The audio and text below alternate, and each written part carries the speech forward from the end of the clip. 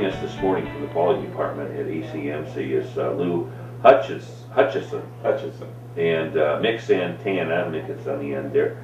Welcome, gentlemen. Is it still dry out there and warm? It's sprinkled a little bit on the way here, but it's still warm. And one of our guests this morning, bright and early this morning, said, "I think there's a storm coming." He just felt there was a storm coming. That's what I've heard. Yeah. The humidity's out there. Humidity's, yeah. It's not snow, so we're not complaining. We're not complaining. I just told Lou, I said, I love coming here in the mornings like this. I'm not fighting sleet and snow and ice and all that other stuff. All right, fellas, I wanted to talk to you. Lou, we all have heard of quality. And I know what quality means to me. It is important, and it should be an expectation in healthcare, I imagine. What does the quality department actually do? The quality department is set up to implement and guide our healthcare practitioners and caregivers in the practice of evidence-based medicine. What that means is we try to have people do the right thing at the right time, the right way. So we use science and literature, best practices to help them give the very best treatment that they can possibly give. You know, of all the shows I've done with the hospitals, I guess I never thought about that. I don't know if we've ever touched on it, but I guess that is an important end of the business. If you go back in healthcare and you think of the days when people talked about healthcare as a business, you know, scorecards came out and everybody worried about the finances. If you look at scorecards today, what you see on those scorecards are those quality aspects. You know, how we take care of the patient, the outcomes, whether or not we keep you from being readmitted, our patient satisfaction. Those are now the things that drive healthcare. They always should have.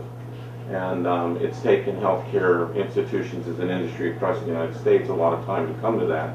But it's really about supporting people and treating people the way you'd like to be treated. Absolutely, yeah. Mick, let me throw this at you. How does the quality department impact the care of a patient? Well, Pat, that's a good question, and I'm going to use a word that Lou used. He used the word guide, okay? That there are certain things that we use to help guide the care of the patient. For us in quality, a big piece of it, and I'm going to use an ugly word here for some, police, okay? It's not really police in the form that we're an enforcement agency, but then again we are. We're taking a look at those guides that are set in place to make sure and ensuring that we're taking good care of all our patients. We pick up on any trends that we might see, good or bad, all right? They might be positive or negative, either way. Oh, and incidentally, we've been doing very well, so there's been a lot of positive. But at any rate, we're taking a look at those, and we report back to those bodies of caregivers that are directly in the front lines taking care of the patients, so they know where we might be falling a little short or be right on target. And we try to keep everything in real time. In the past, what a lot of times would happen would be that, you know, we're checking through charts and maybe a month or two later you get the results. But now that we've implemented our EPIC, our computer-based care delivery system, we're able to look at things in real time that day of to see if we're actually doing some of the things that are necessary for the care of the patients.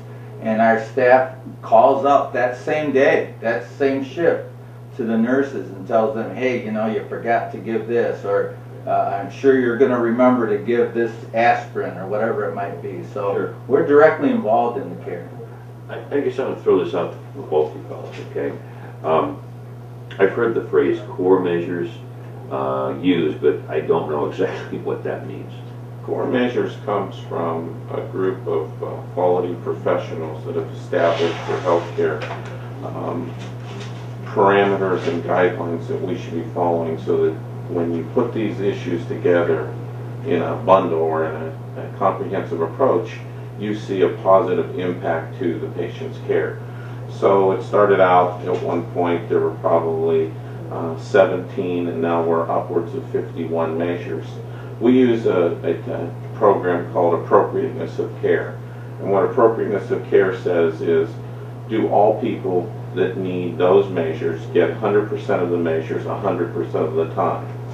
And that's a little different than looking at it as if, say, you had four, take your car, many parts of your car, say 4 key elements: the steering, the wheels, the engine, the gas, and the brakes aren't working. Each one of those may work independently of the other, but when you put them together, you have that operation of an automobile.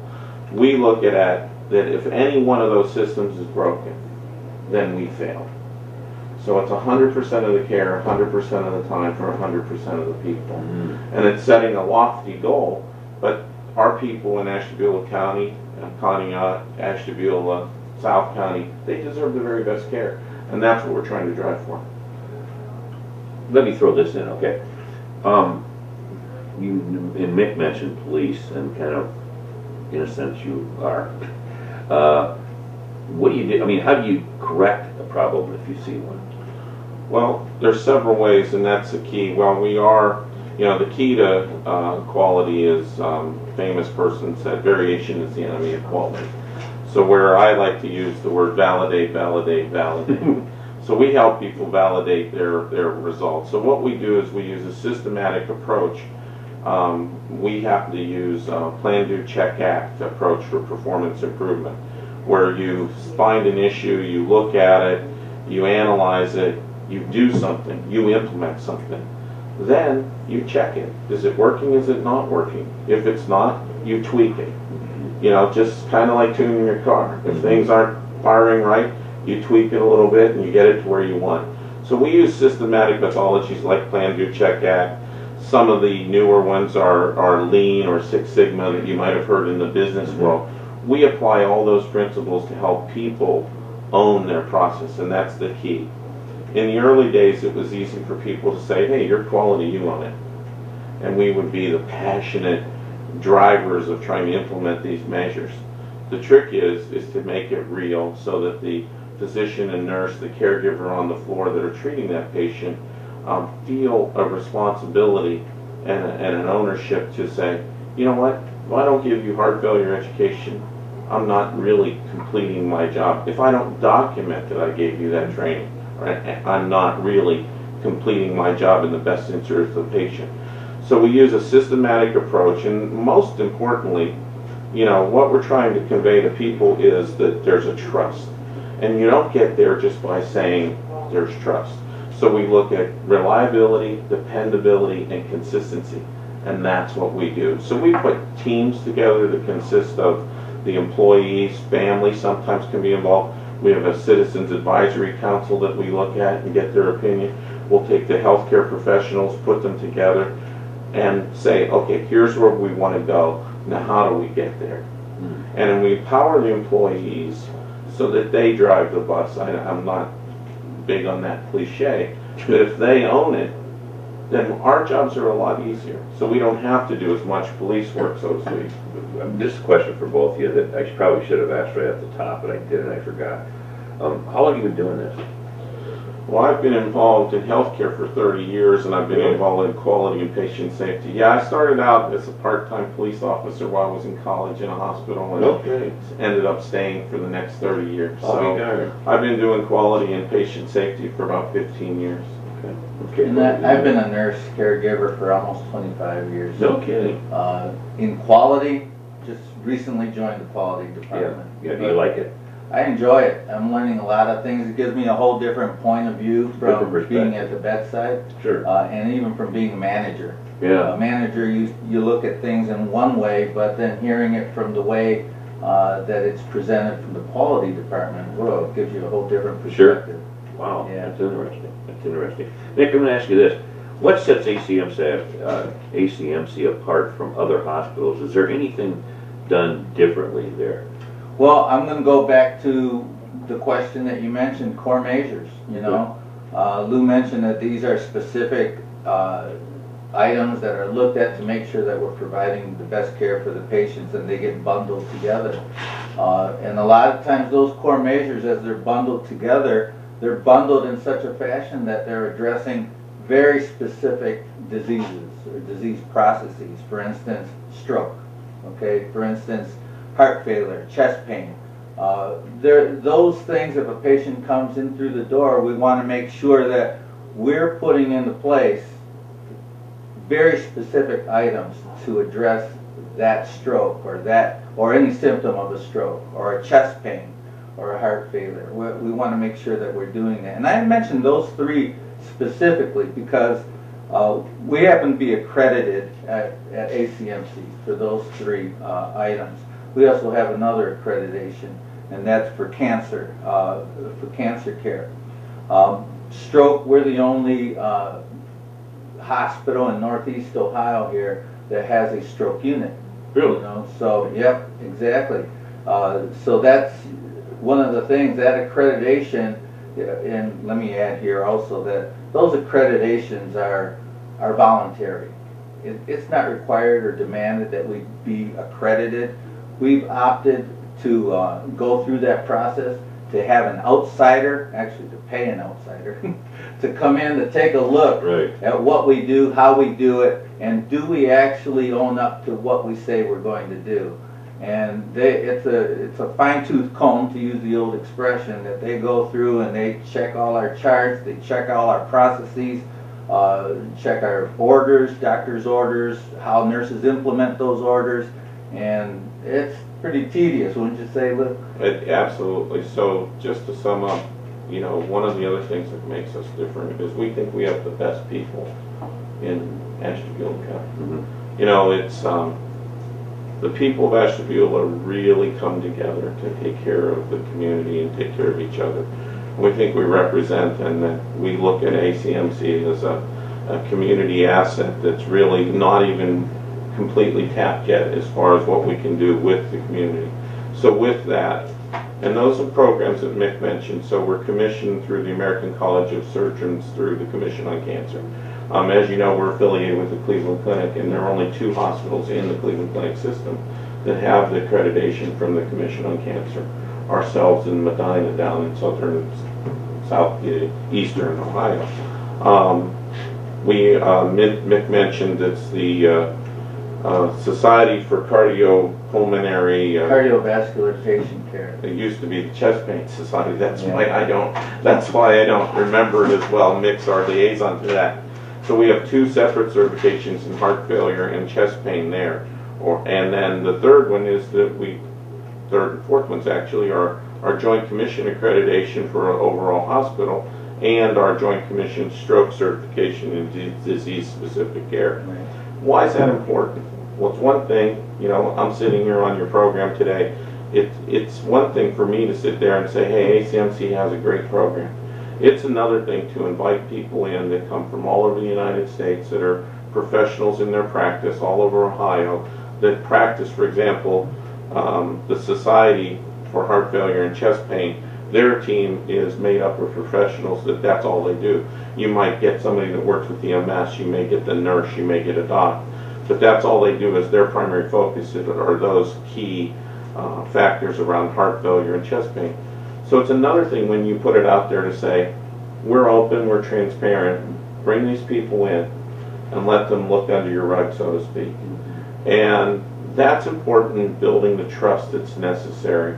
You know, when you think about the brands that you use and you rely on, you probably feel like you trust those brands. They're consistent, reliable.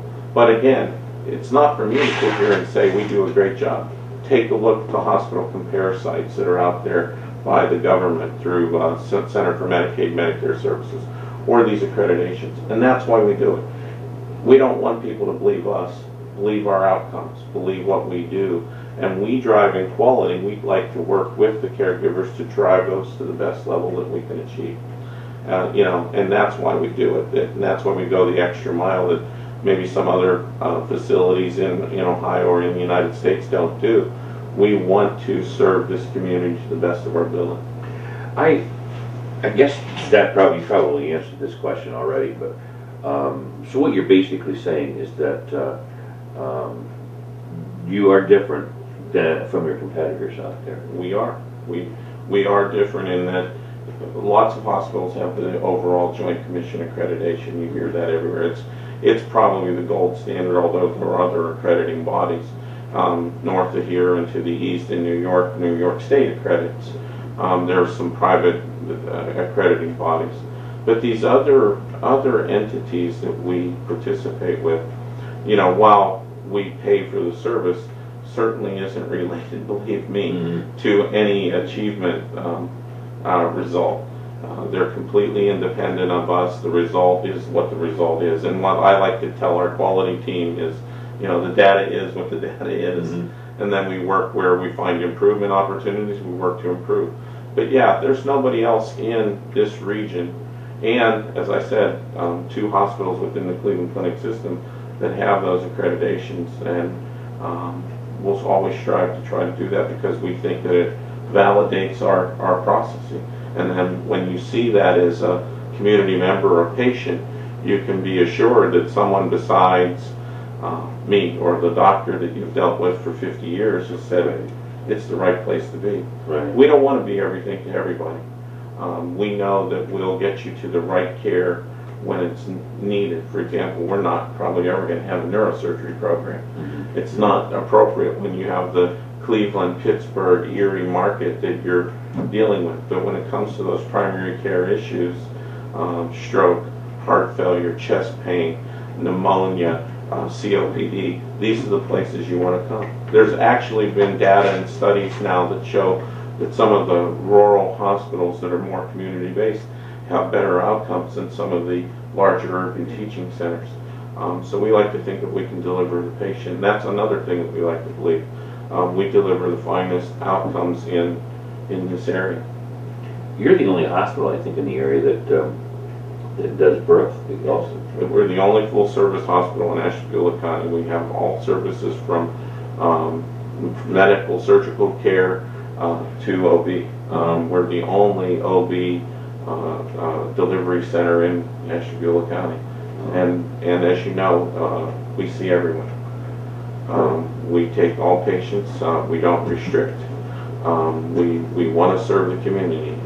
That's what we do. It's really cool because, you know, we said about quality. What we had to do to Mick, when Mick was nurse manager, didn't work for me. I hope that we tried to make it, our team tries to make it real for people. Not that it's percentages. We talked about just the success rate with our appropriateness of care. 100% of the care in these core measures, 100% of the time for 100% of the people. So in 2009, of the sample, which is quite large, that comes through and is analyzed, 83 people in 2009 did not get perfect care. In 2010, we dropped that number to 71.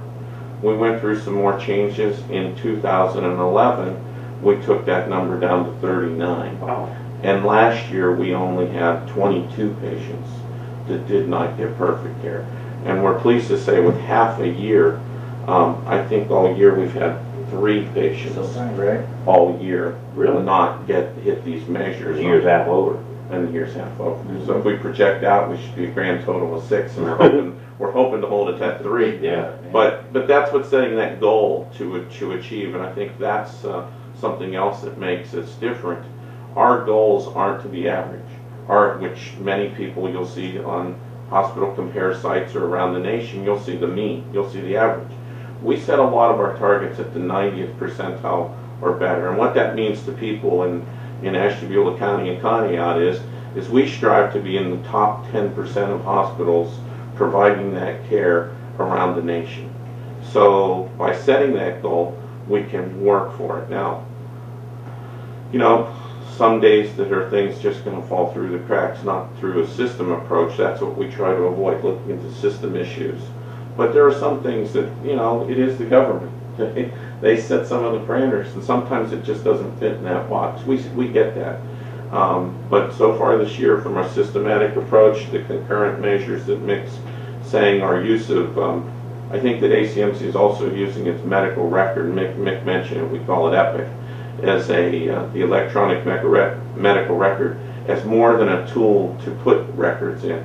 We use it as a tool to analyze healthcare trends, and we try to do it real time. And a specific example is our team, Mick and our team back at the office, we'll take a look at discharge instructions to see that your education was appropriate before your discharge. This, I'm going to go back a second. When you mentioned the ratio of people that did not get the care, that had a really, I don't know how to word it, bum you out, because you got both you guys seem like you're perfectionists in what you do. It does bum us out. I mean, we know that we have the accrediting bodies that come in with a fine-tooth comb. We go through a fine-tooth comb ourselves because it speaks to our care, all right? And so anything, even if we're 99%, we're looking at where did we go wrong? I mean, it's almost talking to our colleagues that are in the office right now that couldn't be joining us here. It's a phrase that they use is, we own it. We own that mistake, okay?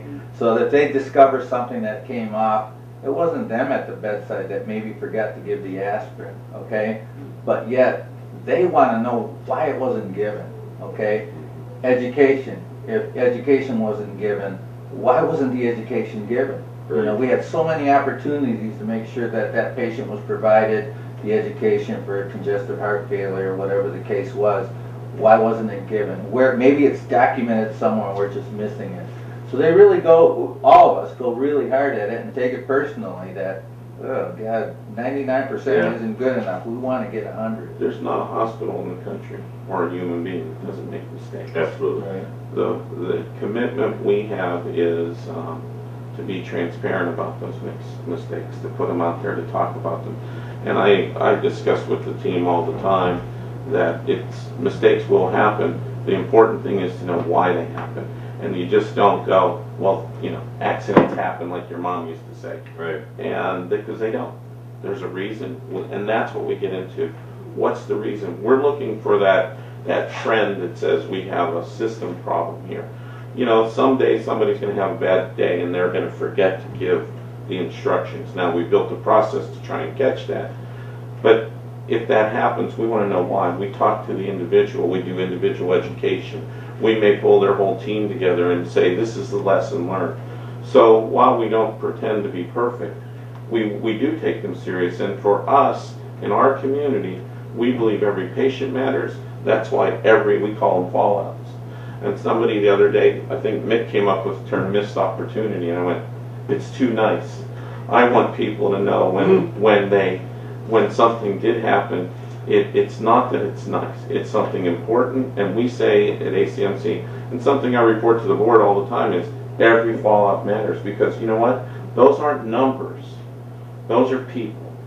And that's what takes a caregiver, like Mick was an RN and is an RN, but at the bedside it makes a difference than that, hey, we're 99%. Wow. Yeah, but that one you missed was that your mom, your aunt, your dad, your kid. Sure. And that's somebody's mom and somebody's kid. And that's what we try to propose and make different, is that, you know, it's not cliche. These people matter. So those numbers are people, and that's why I brought that statistic out, because they're people. Yeah. And while we can say we're at 98, 99% compliance in all these measures and have been for a while, it's still, we want to be better, because you're working with people, not a car, not a widget. These are human beings. This impresses me to a great extent, because I did not know much about quality before, and you have a tough job, but you both seem to enjoy it, and it makes you feel good that we have a group out there that we know all your nurses and doctors are fine people and do a great job, but you do have mistakes. Everybody makes mistakes. I mean, I made 3 or 4 of them today already. But I wanted to ask you this, guys. Mick, for you, probably, does quality have anything to do with patient satisfaction? Absolutely, for everything we've just said. You know, our public, our community is a very savvy community. Here you are, Pat, on your computer, laptop. Yeah. You're not alone in the world with that. I mean, that's a very useful tool for everyone. We have iPads, iPods, smartphones, and so on. And for the most part, a great number of our community knows how to use these now. They know how to go onto the websites that Lou talked about that are, you know, let me compare ACMC with Hospital C and D. You know, they know how to do all that. So it's very important that we try to achieve that 99-100%. Even though we know there's going to be exceptions to the rule, we try to achieve those because that translates back to patient satisfaction. I didn't get that aspirin.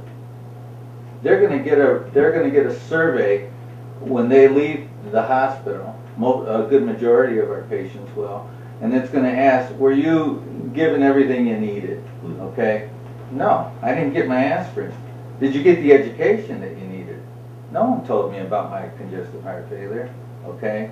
And it's going to rank us accordingly. All that becomes another word that we've used over and over, and I know Lou has used it, transparency. That goes back on these websites where they can go in and look and say, "Whoa, look how ACMC ranks in education of their patients." Okay. They're at whatever percentage it might say on that particular day. Getting a phone call, guys. Let's take this as long as this pertains to our subject here. Hi, you're on the air. Hi. A number of years I questioned about the hospital in the operating room having jars of formaldehyde that they put biopsies or whatever in, and then took them out of there, and other hospitals were going to a separate room where they would be delivered, the samples would be delivered to a separate room and then processed there. And I'm wondering if they've done away with this in the operating room, having the formaldehyde there or not. Well, we still have formaldehyde in appropriate levels. Before I got into quality, I was actually in environmental health and safety for a number of years. You know, you're always going to, excuse me.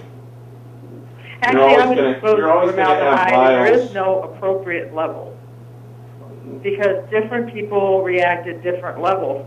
A lot of hospitals have gone to that now, and I understand that they are recommending this for hospitals to have a separate room that's ventilated for this purpose. We operate under the auspices of OSHA, so there's a standard for formaldehyde. One of these accrediting bodies, as well as Medicare, the Ohio Department of Health, and others look at these levels. So we do monitoring. We do use what's called local exhaust to manage these materials. Ideally, not only are we looking at the protection of our patient, but also the protection of our employees. So while there have been some substitutes implemented there that are less hazardous, there's a whole standard in OSHA on dealing with formaldehyde that we comply with. What if they accidentally spilled it? We have trained people in our hospital. We participate in annual training and have designated formaldehyde spill kits that are designed particularly to eliminate the vapors that come off of formaldehyde as it evaporates, because formalin is either a water and formaldehyde mixture or a formaldehyde and alcohol mixture.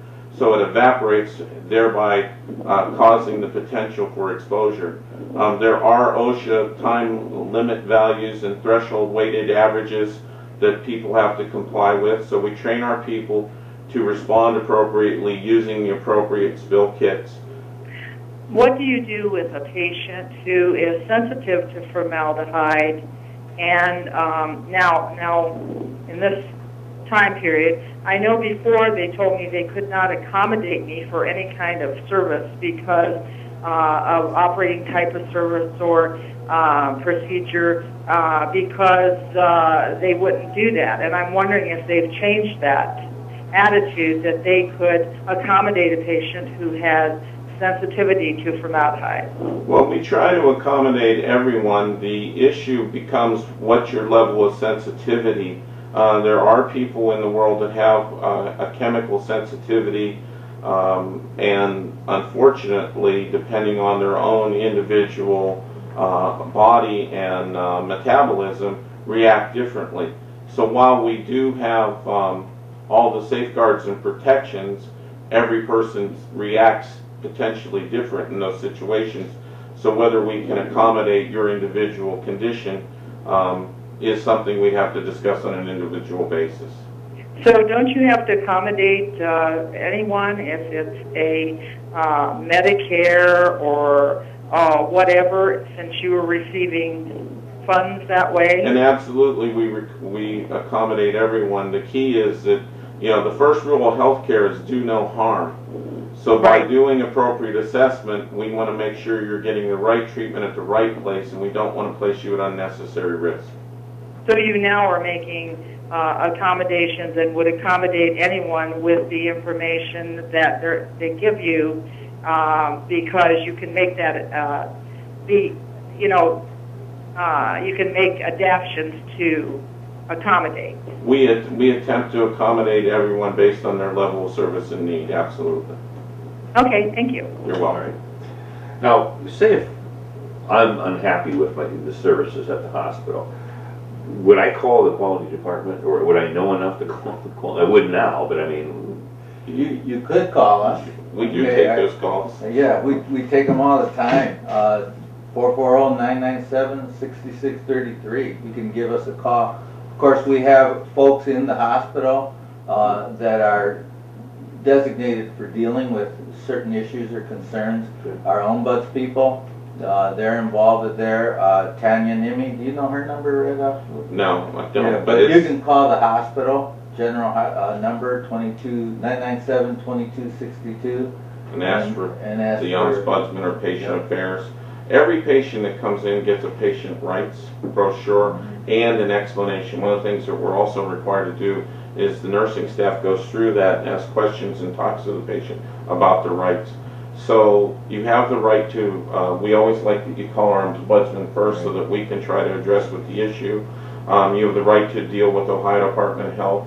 There's an agency for Medicare called Ohio KeyPro, and certainly you have the right to deal with CMS. So all those numbers are provided in those patient brochures, as well as posted in the hospital. You'll come into any of our main entrances and you'll see a patient's rights poster with those numbers. We'd like the opportunity to deal with it. CMS has a set of rules that set up how complaints are handled. We like to handle them and address them in the field at the time, and that's our goal. I wanted to go back to one question you asked. You know, you deal with people in this community all the time. You're well known for it. So you asked, you know, I want to ask you, why do you deal business with the businesses you do? how do you mean that? So do you buy your car from the same people? Do you take your car for repair to the same people? Do you shop at the same grocery store? Why do you do that? I don't know if it's just a sense of habit or what, but I do try to spread it around. Sure. You know, if I can. Right.